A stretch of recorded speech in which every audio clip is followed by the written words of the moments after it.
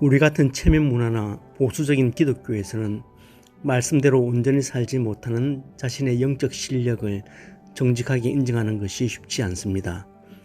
그래서 가장 쉽게 취할 수 있는 방법이 가면을 쓰는 것입니다. 특별히 종교적 열심이라는 가면 속에 자신을 감추게 됩니다. 그때부터는 신앙생활을 하는 것이 아니라 종교생활을 하게 되는 거죠. 그런데 이렇게 영적 가면을 쓰고 신앙생활을 하면 어떤 현상이 일어나는지 아십니까? 첫째, 자신을 기다려주지 못합니다.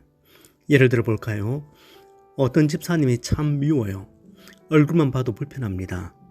걷다가 저 멀리서 자기 쪽으로 오는 것을 보면 마주칠까봐 아예 빙 둘러서 가기도 합니다. 그런데 주님은 원수까지도 용서하고 사랑하라고 말씀하십니다. 이 말씀이 마치 목에 걸린 생선가시처럼 나를 불편하게 합니다. 간간히 용서하자, 사랑하자, 신앙인이 이러면 안 된다. 그렇게 마음을 먹어도 막상 집사님 얼굴만 보면 그 마음이 싹 가셔버립니다. 그러면 나는 원수는커녕 저 한 사람도 사랑하지 못하는 사람이구나 단정을 해버립니다. 이렇게 일어난 부적절한 생각은 강화라는 과정을 거쳐서 내가 하는 게 다 그렇지. 내가 누굴 용서한다고 그래. 이게 딱 내 수준인데. 그러면서 매사에 손을 놓아버리게 됩니다. 용서와 사랑을 향해서 조금씩 움직이고 있는 자신을 못 기다려주는 겁니다.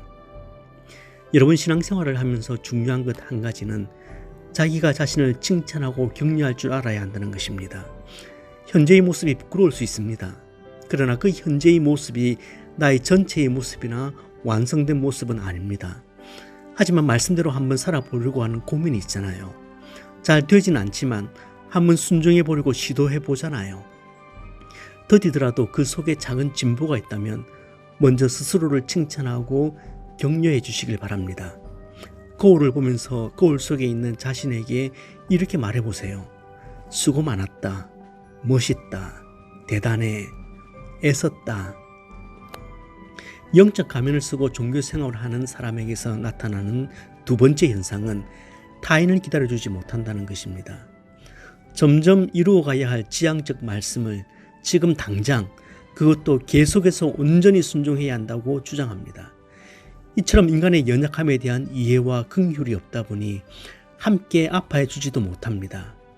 약함을 보듬고 세워주는 권면과 격려가 있는 것이 아니라 냉정하고 차가운 판단, 싸늘한 지적만 있을 뿐입니다. 그러면 상대는 죄책감에 시달리게 되죠. 그렇기에 그리스도인은 안에 인간은 과정적 존재임을 이해하셔야 합니다. 온전한 생활을 향해 나아가는 점진적인 성숙의 개념이 우리에게 있어야 합니다. 하나님은 인간을 한 지점 한 지점을 지나가는 과정적 존재로 만드셨습니다.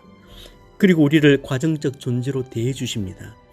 하나님은 우리를 도매금으로 판단하지 않으시고 각자 다른 과정에 서 있는 존재로 보시고 격려하시고 때로는 꾸짖기도 하신다는 말입니다.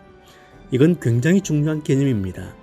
만약 하나님께서 인간을 과정적으로 대하지 않으시고 기준을 그어놓고 목표 지향적으로만 대하셨다면 과연 우리 중 누가 하나님 앞에 담대히 서 있을 수 있겠습니까? 지향적 목표를 당장, 그것도 계속해서 지키라고 다그치는 부모 밑의 아이들을 한번 상상해 보세요. 그런 아이들의 보편적인 특징이 율법적이고 죄책감이 강하다는 것입니다. 이 아이들은 늘 눌려 있습니다. 만약 그런 문제가 해결되지 않고 쓴뿌리가 되어 내면화되면 이 아이는 성인이 되어 다시 자신의 자녀에게 그 쓴뿌리를 토해냅니다. 빈곤의 악순환이죠.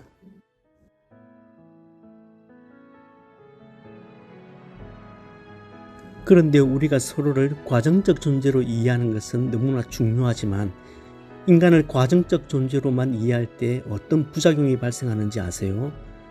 자신의 연약함에 대한 자기 합리화입니다. 무슨 일을 하나 부탁하면 이렇게 말합니다. 목사님, 우리 과정적인 존재잖아요. 저 아직 그 정도의 일을 할 수 있는 실력이 아니에요. 그러니 다른 분에게 부탁해 보세요. 그러니까 과정을 자기 합리화나 면죄부로 사용한다는 겁니다. 분명히 아셔야 할 것은 하나님께서 우리를 과정적 존재로만 지으시지 않으셨어요. 정확하게 말하면 인간은 한 지향점, 마지막 목표 지점을 향해서 부단히 나아가고 있는 과정적 존재로 지원받았습니다.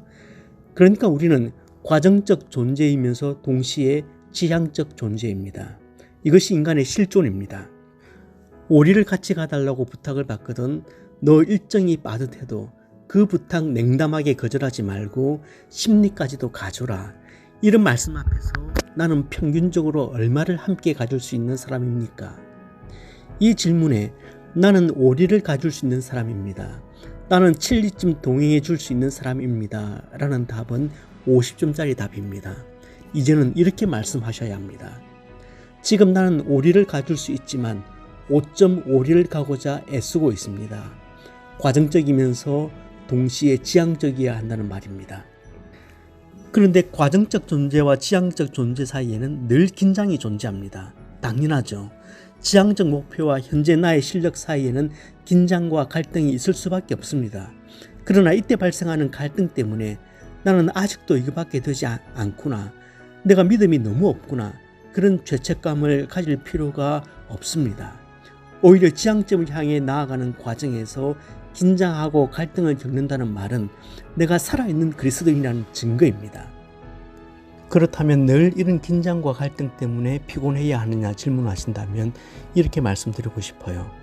여러분, 성숙한 신앙인의 특징이 무엇인지 아십니까?